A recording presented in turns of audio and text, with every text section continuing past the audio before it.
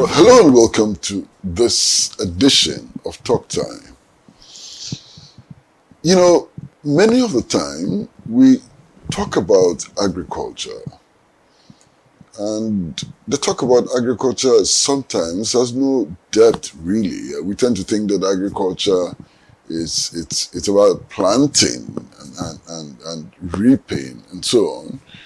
We forget about its economic dimension. We forget about its capacity for promoting industry. We forget about its general impact on the economy. This week, we're looking at agriculture in its full context. Welcome to Talk Time.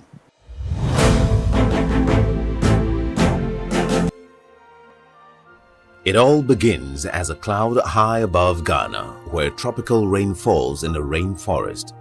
The rain passes through fractures in ancient rocks and begins its journey deep beneath the earth. Interacting with these rocks, it gathers essential natural nutrients in unique proportions.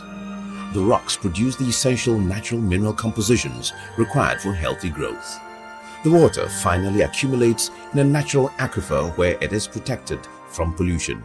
Retaining its original purity and natural minerals, it is then extracted by our experts, where the remaining particles are removed. The water is then sterilized to keep it fresh and safe before it is bottled and made ready to drink.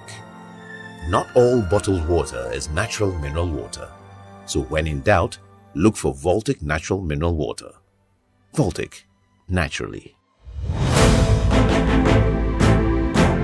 Hello and welcome back to Talk Time. And as I indicated from the beginning, we're going to be talking about agriculture in its full dimension.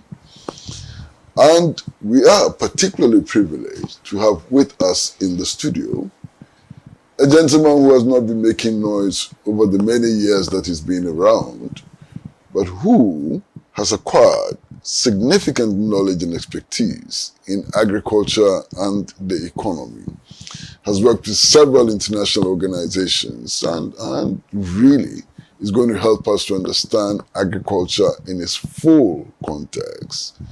We are talking today to Mr. Seth Vordzorgbe. I hope I got it right. Vordzorgbe, and Seth, welcome to the studio. Thank you.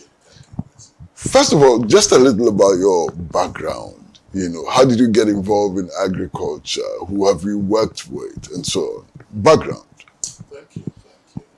It's a pleasure to be on the show. Thank you for having me. And as you rightly said, I've been under the radar for quite a while now, deliberately. But I think one has to come out of the rabbit hole now at this point, at this juncture in the life of our nation. We all need to bring whatever little ideas we have and knowledge to get the country going. So background, I went to St. Augustine's College from Form 1 to Upper 67 to 74, Legon, Agric. And I chose Agric, although I was a science student, because in those days, I wanted to be an economist. But you couldn't do economics if you didn't do geography, government, and those things. And I was a science student. But somehow I heard that there's a course called agricultural economics. And of course, agriculture was open to science, students. So I said, oh, okay. And through that, you could come out and become an economist. So that's how come I chose agriculture. So I was in Legon, did my BSc agriculture, specialized in agriculture, and went on to, study that in risk and uncertainty in Australia and all of that. But prior to that, I did my national service at ISER and then joined Crop Research Institute as the economist among the agronomists and plant breeders and the rest at that time. Those days, agriculture was quite different from what it is now. And agricultural research was done on the stations of the Agric Research Institutes. So crop research had, stations at Kwa, so Manga, Peve, ANC, Bunsu, Tafo, etc. But all the research work was being done on the stations, which meant that, and of course on the stations, they didn't lack for funds to buy what they needed to do their trials. So for example, if you are doing trials on maize, you had the money to, the seeds were there, fertilizer and all the inputs and water, irrigation. So the conditions were not reflective of what was actually on the ground in the farmers, circumstances. So around that time, 78, 79, thereabouts, came this notion of doing research on the farm. So the notion of on-farm research and looking at farming systems came up. And that was when I was recruited to be the first economist crop research institute. In fact, I took the place of Dr. Erbin, the late Erbin, who was in charge of the statistics. So in truth, I was the first economist to join Crop Research Institute. And that's when we actually started working with Ghana Grains Board.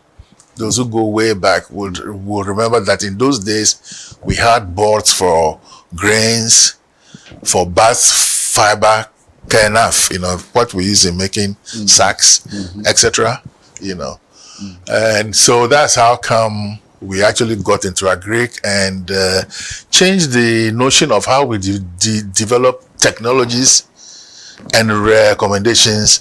And it was through that effort that we came up with the first composite maize crops in Ghana, Obatampa and the rest.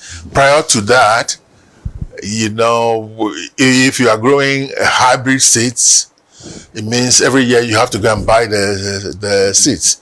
But with the composites, you could keep some and then grow them the next season. So that's how come. But the other reason why I got into agriculture is that it's a subject that covers a lot of fields. I mean, if you're a chemist, if you're a biochemist, if you're a physicist, an engineer, and all of that. So, and that gave me the grounding in the broader aspects of agriculture, livelihoods, the economy. And then through that, one became an economist as well. So this is a long answer to your short question. Yeah, but I'm told also that you have varied international experience. What are some of these experiences? Well, yes, we've kind of, we have a few. I did my research work at a place called ICRISAT, International Crop Research Institute for the Semi-Arid Tropics in India. I spent about 9 months there. That was 82 from Australia, there. Came out and then did work with CIMMYT, which is the International Center for the Improvement of Maize in Mexico. That was when Norman Borlaug was doing his work in the Green Revolution. So we, worked there as well. And then of course, coming through agriculture, from Crop Research Institute, I went to USAID. So I was the first. In fact, I was the economist for USAID in Ghana when we did all the structural adjustments from 1984 up to 1990, 91. So I was really in charge of the programs, analyzing, working with the program economists. So we were the chief advisors to the director of USAID and the ambassador. And in fact, I had to vet every single application by Ghana to the World Bank, ADB, and the rest for the approval of the U.S. executive director. I mean, this reminds me last month when one of the Republican congressmen was saying that, Ghana shouldn't get additional funding from the IMF because Ghana owes that thing. It's something that has been there for a long time. There's an established system that they use to check on what the liabilities are, etc. And so we did that, and later on joined the UN, where I worked for 2 institutions. The first was the United Nations Office for Disaster Management. It was then called UNISDR. We actually started it in Africa 2002 as a consultant and a full staff from 2007, and later UNDP from 2009 till I retired in 2012. And there we made contributions to the development of disaster and risk management in Africa, where I was the senior regional advisor. So what do you do now? You're retired. Are you just retired, or you do some other? Well, I'm retired, but I'm not tired, So we get called, and the UN doesn't leave you alone, and the World Bank and the rest. I work with the World Bank too, not at the staff, but as a consultant, in many programs in Ghana, elsewhere in the world. So we have that global experience. So we get called, and every year I go out. I do a lot of work, yes, these days. So that's what I do. Now, back to the subject of agriculture. What does it really entail? What is it? When we talk about agriculture, what are we talking about? Are we talking about planting, reaping? Are we talking about forestry? Are we talking about fishing? What is it when we talk about agriculture? Technically, agriculture would not include things related to the water domain. One wouldn't say that fisheries is agriculture, because the word technically is land culture, so culturing based on land agro. Nonetheless, if we expand the notion to food, then of course all those can come in. You talked about agroforestry, yes, because we get food from forest resources as well. And a lot of farming takes place in forested areas. So that nexus is there. So broadly, it's the things that we do to put food on the table. I would say that really in this very simplistic form, but that contains a lot of content. So growing is one of it, but if you look at the whole value chain, cultivate crops, harvest them, process them, store them, transport them, distribute them, market them, and from there it gets through, the commerce angle shops, etc., and then it lands on the table. But it's not just something that goes into you. You have to look at the nutritive aspects as well. You have to look at the food security. Is food always available? Is it accessible? Etc. How is it used?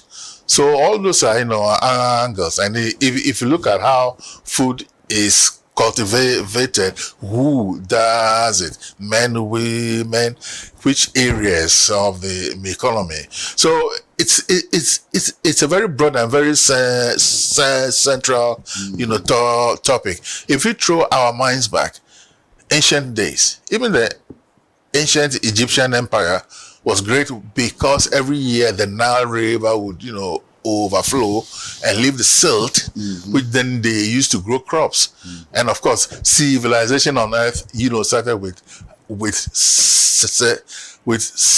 sedentary, growing of crops and domestication of wild animals and wild crops, etc. So civilization itself is tied with the need to feed oneself. And it has social aspects as well. The hearth, the fireplace, was where the family gathered, etc. the distribution of food led to commerce, etc. The need to experiment led to the development of science. I mean, in a lot of areas, cropping was tied to the movement of the stars, etc. So it's a very even astronomy is involved. Astronomy, indeed is. Indeed is. And as you know, our traditional ways of even reading the weather to inform us how and when we farm, what to grow, etc. Like for an example, when the moon comes up and it lands on the right hand side, then chances are that rainfall would be very low. That's etc. We have our own ways. So agriculture is central to life, food, as it were. The current government, I mean the Ghanaian government, has separated agribusiness from agriculture. Is it a very sensible, prudent move? It's not, but I would say that's not really quite true too. In a sense that structurally, in terms of the management of agriculture within the public sector, of course, much of the responsibility for that lies with the Ministry of Agriculture, Food and Agriculture. And if you look at the strategic, structuring, apart from the administration and finance, they have a thing on crop and animal production and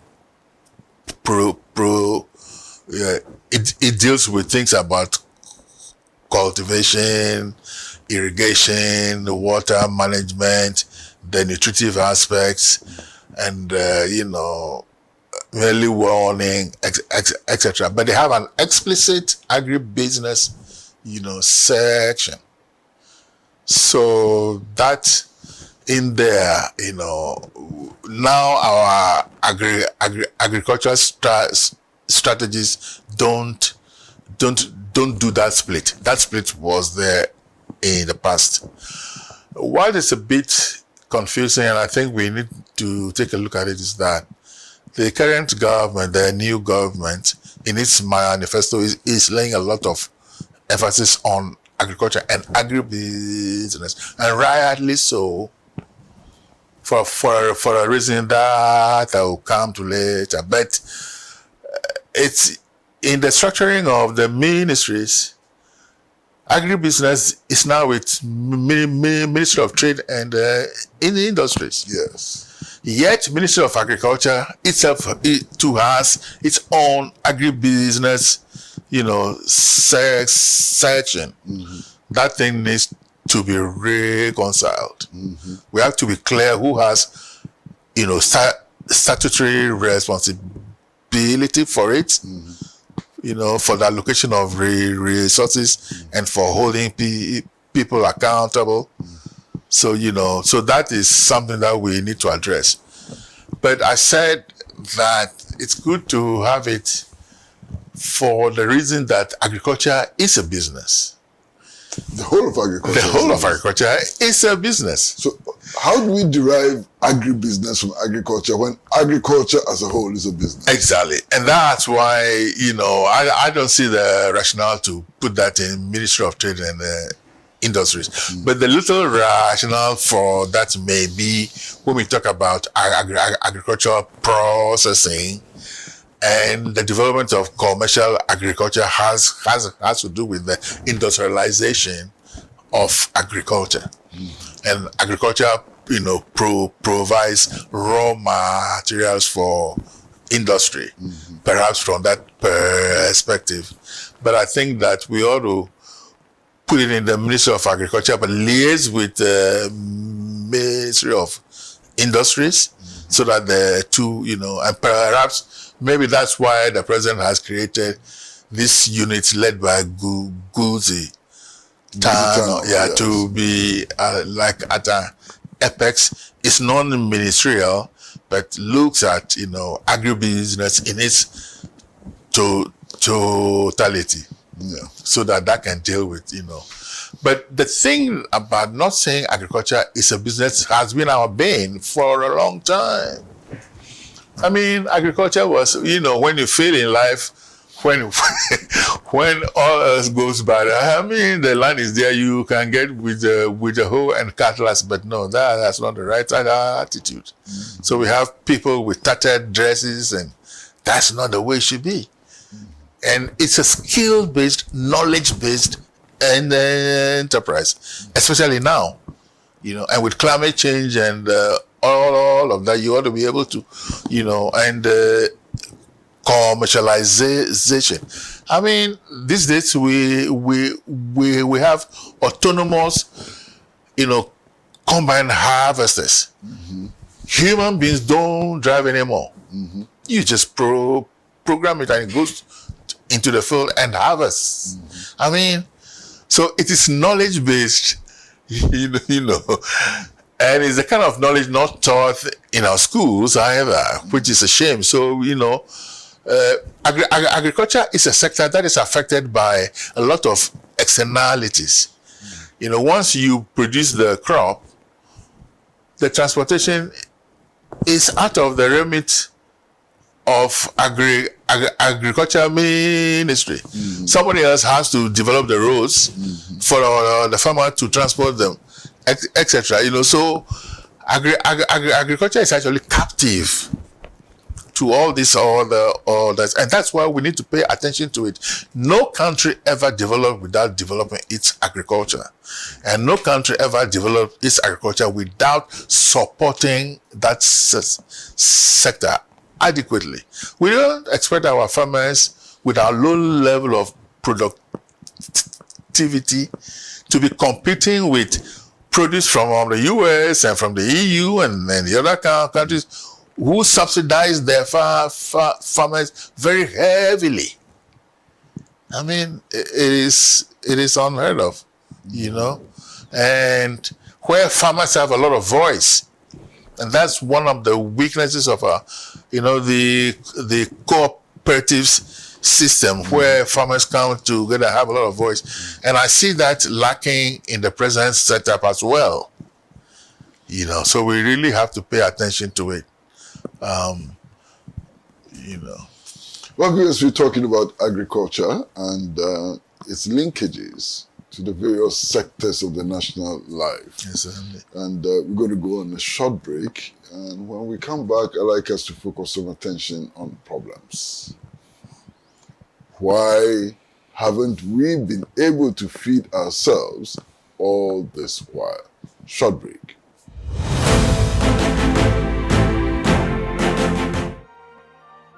It all begins as a cloud high above Ghana, where tropical rain falls in a rainforest. The rain passes through fractures in ancient rocks and begins its journey deep beneath the earth.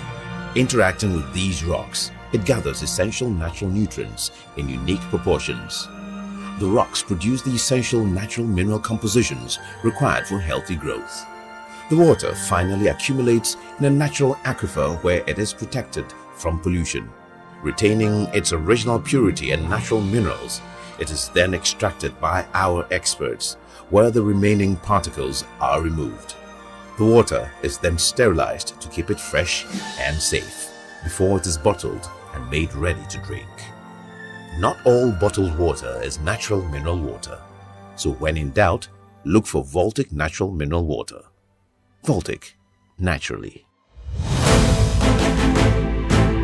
Welcome back to Talk Time, and we are in conversation with Mr. Seth Vordzorgbe. Yes, 3 syllables. Yes, and he is somebody who knows about agriculture, knows about the economy, and knows about the links between the two, and has worked, with many research institutions in Ghana and elsewhere.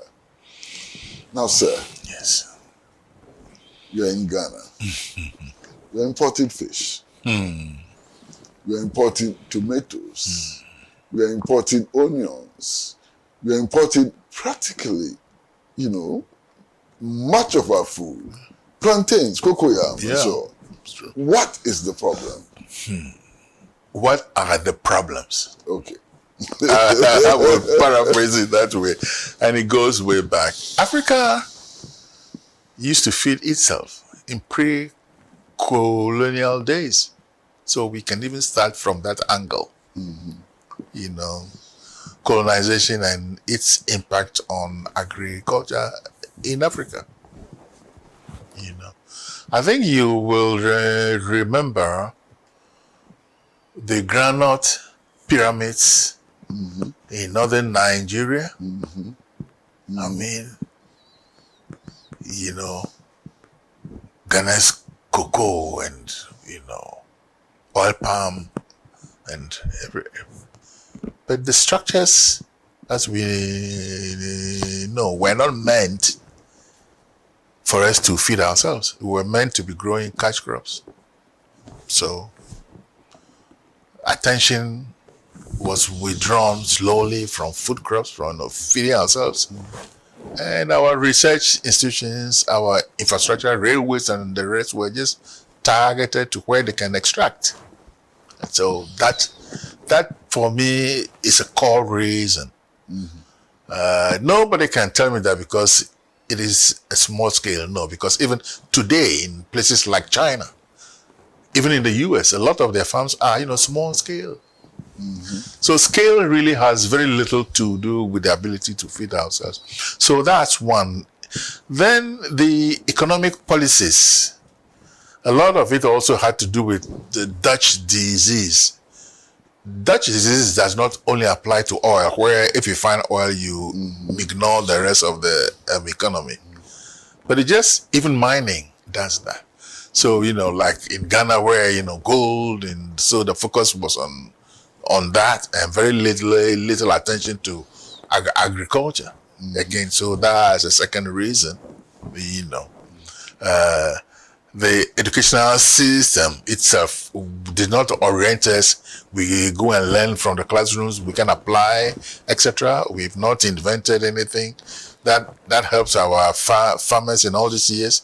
China has started growing cocoa, and already they have machines that do the, you know, splitting of the pods and all. They've already mechanized.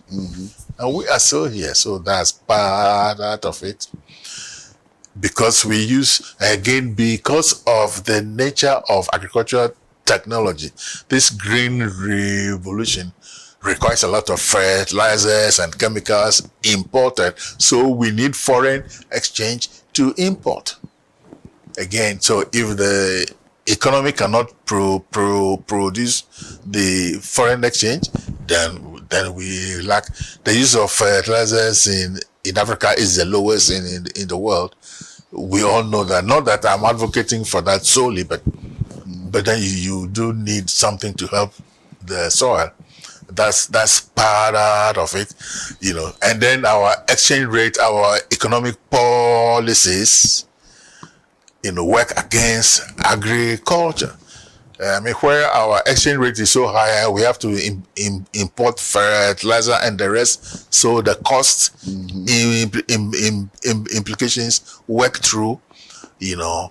Those are, and then within the sector itself, low productivity, extension is not adequate. The farmers don't know, as we spoke earlier, you know, etc. Land issues with land, you know, litigation, excuse me, and, you know, constraints to accessing land, its quality, etc. And now the infamous galamsey, which is an existential threat that Ghana must address that urgently, no matter what it takes.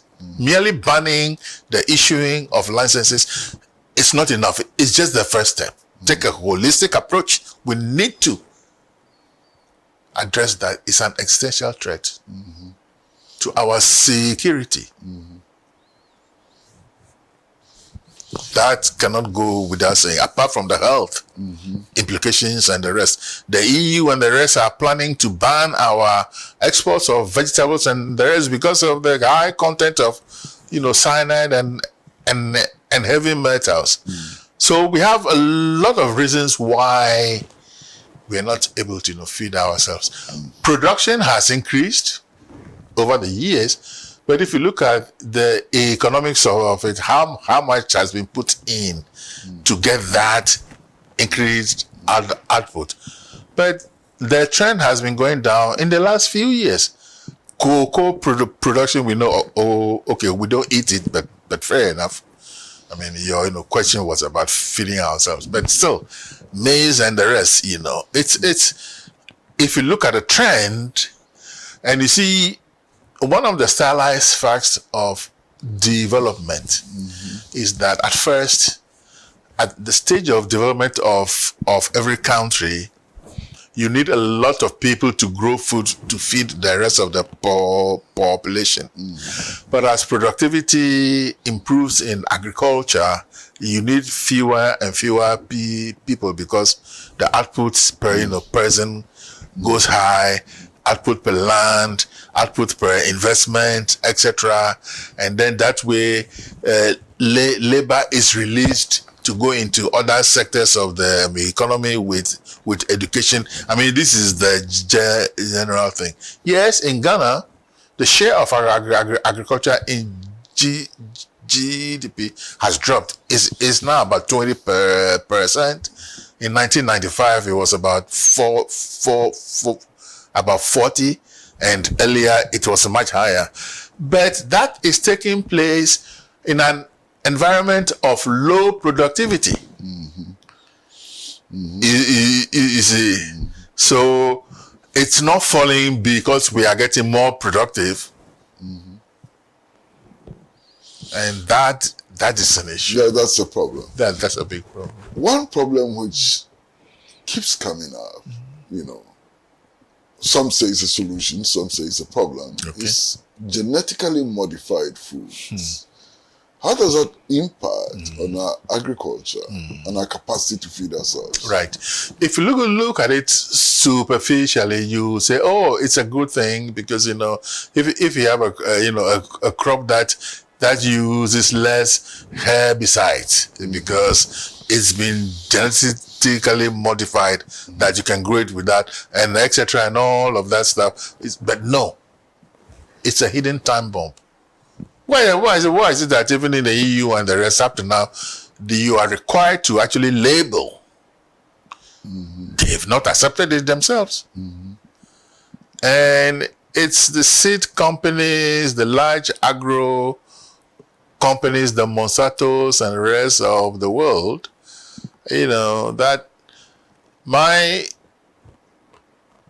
I see it as something that we really have to work against, because you see, the argument is made that, okay, for example, rice, wheat, and the rest were the result of the domestication of wild, strains and varieties thousands of years ago, 10,000 years. So therefore, but that is a natural system of evolution.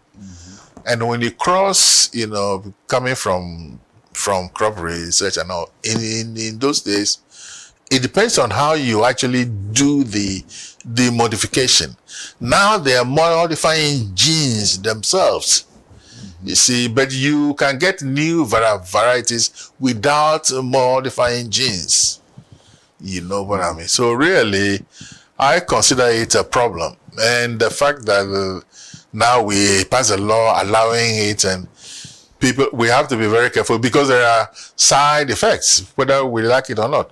I mean, it was like when the tobacco industry was paying scientists to do false research, and without agreeing that tobacco was harmful, etc. Now they have agreed. Same with oil and climate change.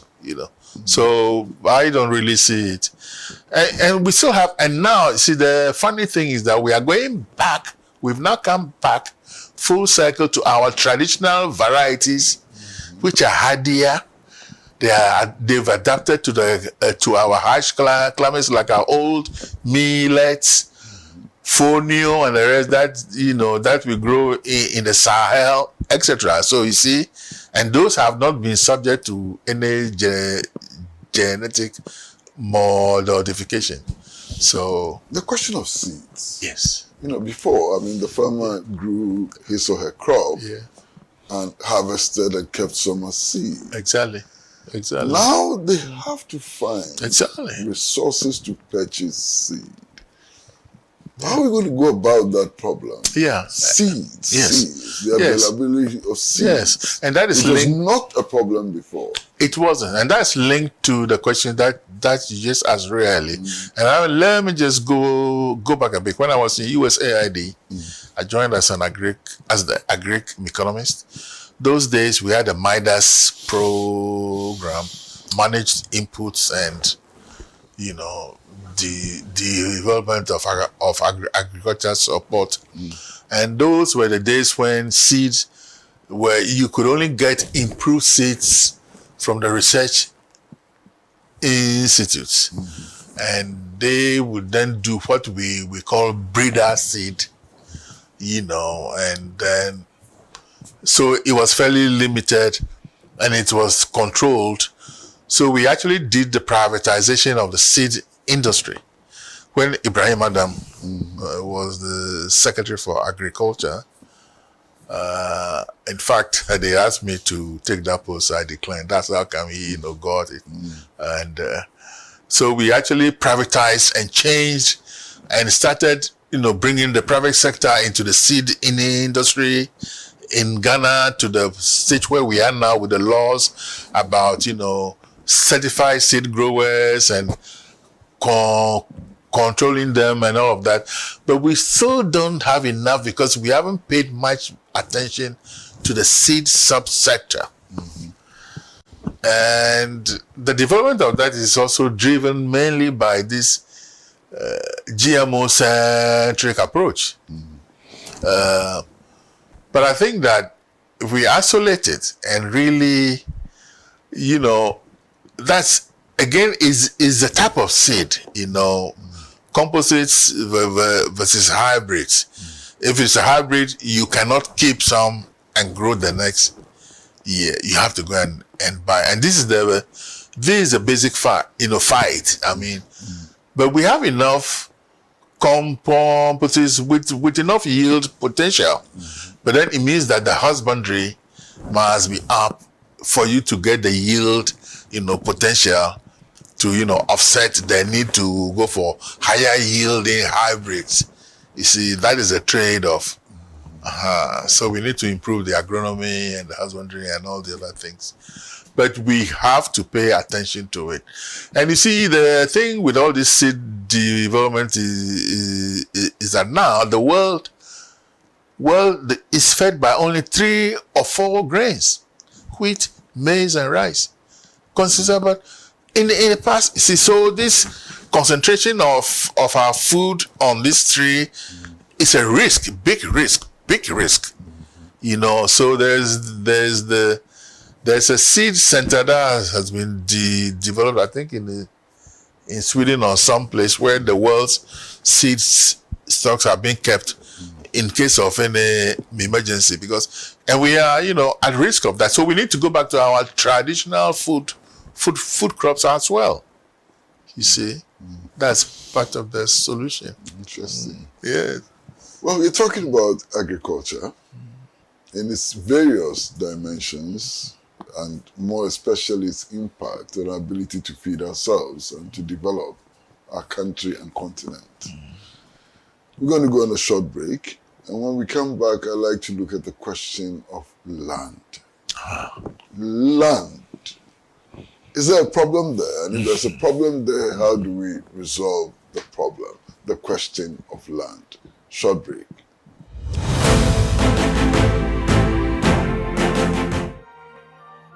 It all begins as a cloud high above Ghana, where tropical rain falls in a rainforest. The rain passes through fractures in ancient rocks and begins its journey deep beneath the earth. Interacting with these rocks, it gathers essential natural nutrients in unique proportions. The rocks produce the essential natural mineral compositions required for healthy growth. The water finally accumulates in a natural aquifer where it is protected from pollution. Retaining its original purity and natural minerals, it is then extracted by our experts, where the remaining particles are removed. The water is then sterilized to keep it fresh and safe before it is bottled and made ready to drink. Not all bottled water is natural mineral water, so when in doubt, look for Voltic natural mineral water. Voltic, naturally. Welcome back, and we're talking about agriculture. Yes. Land, the land tenure system, the nature of the land, and so on, all the things about land. How does it fit into the so-called agricultural revolution and the development of our capacity to feed ourselves an industry? Yeah. It's quite basic, really. I mean, you can grow crops without land these days, and we are actually encouraging a lot of that, or without much land. So you can do it without much land, with in your greenhouses, etc. And then we have hydroponics, we have aeroponics, now we have vertical farming, and these are real things. They are not just pie in the sky. And again, we need to be. This is where innovation comes in as well. But by and large, you need land to grow crops. So the question is, Jermaine, land, what it is? How is it, how does access to it guarantee you the right to use it? So we need to go back to our land tenure systems and how traditionally, land is held within a society, and then how it is used for livelihood, activities, of which agriculture is but one, because then that would, for example, hunting, bush meat and all. I mean, again, is a use of land, and so in the terms of agriculture, the way we are modernizing agriculture, we say, okay, if you want to farm, you need land. So either if the tenure system allows you to buy land, then you have to buy it. Or otherwise, if it allows you to just use it, rent the use of it under the arrangements, Bunu, Ebusa, etc., where you agree to share the produce with the landowner, etc., or where you can just go and ask for land, and the chief or the custodial owner will grant you that, etc. So it's the tenure system that largely determines access and use. And of course, where there are competing uses for town, the development of dwelling houses, etc. Dwelling spaces, etc. Then again, that also brings in another dynamics. But I don't believe that the shortage of land is the main constraint to production in Ghana, in agriculture. Of course, we've tried all kinds of things, including land banks, and the present government emphasizes that as one of the two main planks of the strategy. But that has been there for quite a long time, but it's not been well managed. So the question is, you go talk to large land owners and come to terms with them, and create banks that farmers can then access. But what it means is that if such land is aggregated at a certain location, it means that the farming also must be concentrated in that location. That's one, because you cannot have dispersed, because then it means that those parcels of land which fall under the land bank must be surveyed and demarcated in disparate areas, and that has cost management implications, etc. So the thing is also the quality of land. It's not just the, so now that our land is being degraded by all this other galamsey and all the other stuff, so it does detract from its ability to provide our needs. And also, once you have the land, how do you use it? So that if you can extract more value from it, then you need less of it. So the issues of efficiency and use are also tied into having access. But man, we have huge lands. The Volta Basin, the Accra Plains. Nkrumah had. All we need to do is to just lay pipes and drainages.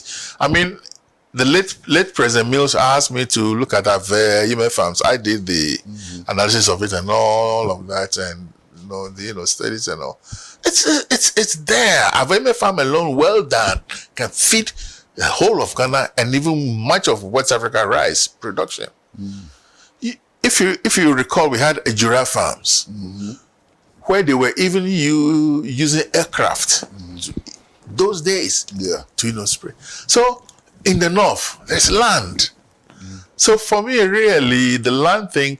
But of course, if you're a poor farmer, starting, and if you don't have access to land, that's where you need the support and help of government. So I'm not discounting the notion of land banks. But land per se, to me, I don't think is the biggest constraint to, our agriculture. Yeah. I think so. We are told, for example, still the question of land, that Africa has about 55 to 60% of the arable land in the world. In the world, indeed. So how come? There you go. So that's the answer to the question. Land is not the issue. We have the land. We have the land. So really, China is now turning parts of its deserts into arable land because it needs land to grow. We have it. We have. You mentioned earlier on about we importing everything. We import tomatoes from Burkina Faso for crying out loud. From Germany. But the fact of the matter is that Burkina Faso is drier than Ghana is arid. What are we saying? Yeah. You know what I mean? So really, it's the method of agriculture, how we go about promoting it, etc. All the disincentives to agriculture itself as a source of livelihood. We pay lip service. We don't pay attention to it.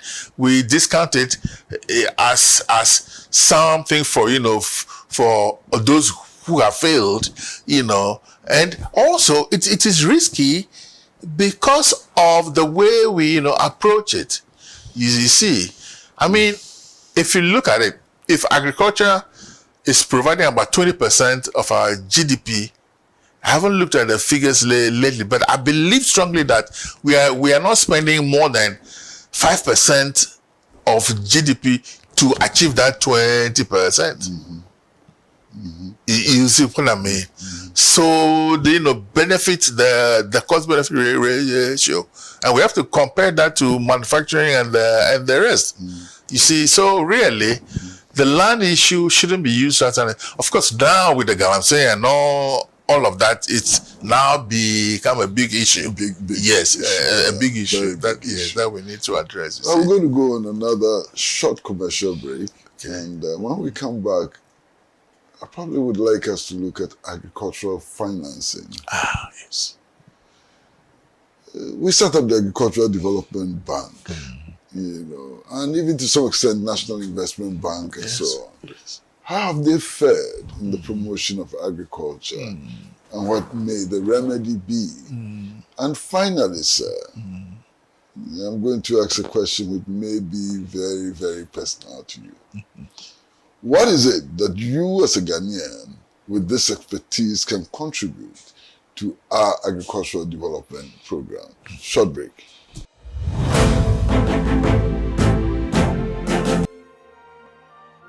It all begins as a cloud high above Ghana, where tropical rain falls in a rainforest.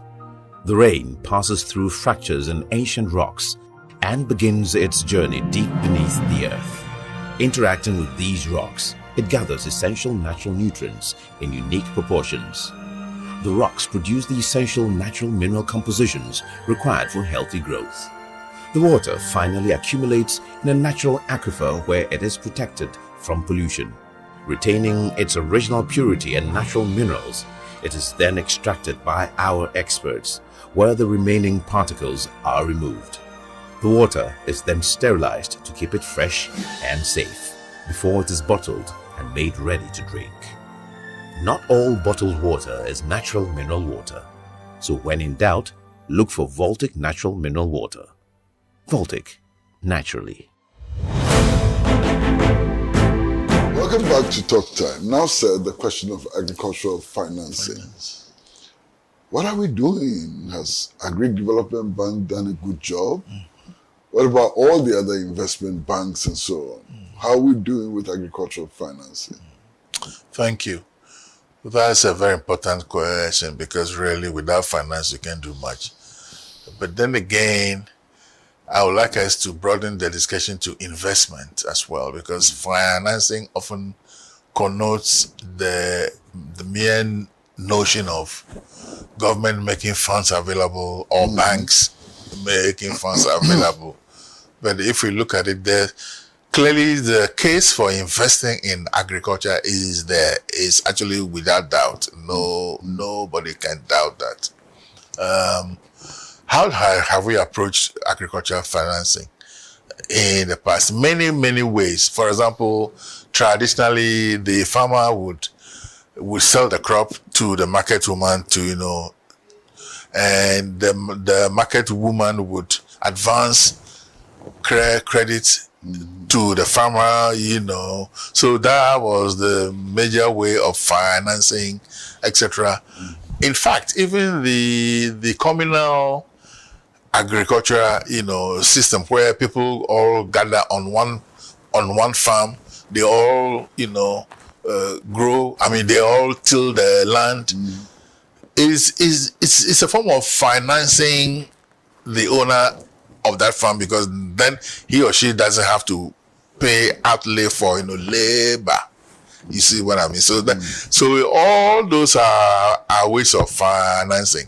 But conventionally, we talk about formal financing from financial institutions like the banks and the rest. ADB, I think it's a good idea and it should be strengthened, because you see, if you recall, pre-ERP, yes, agricultural finance was actually controlled.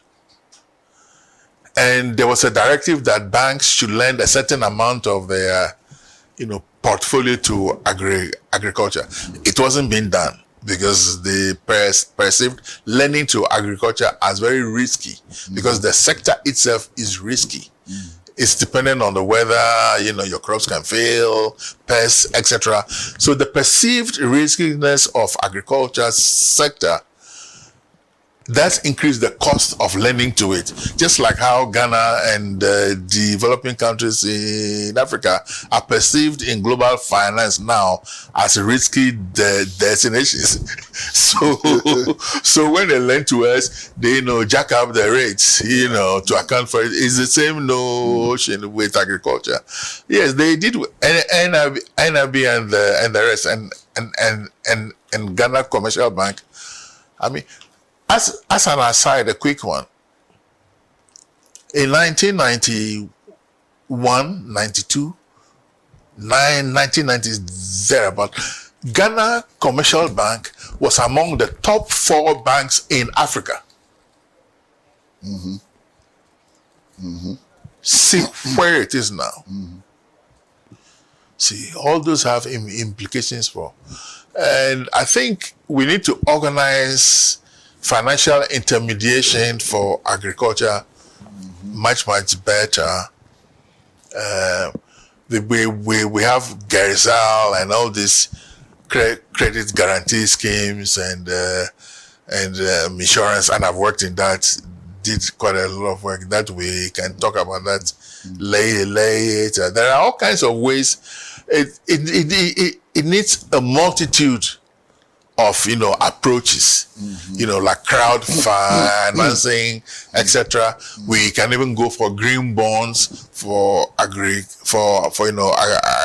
So there's quite a diversified approach that needs to be adopted, but we need to have that conversation in a dedicated manner. And I'm glad that the president has asked for this economic dialogue, and I really much would love to be a part of that. And that leads me to directly to my last question, to your last question. What can you do as an individual? Well, as an individual, you can share knowledge, the little that you have, as we are doing now.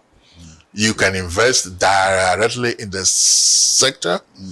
You can encourage those who want to go into it and support them directly with linkages to funding, etc.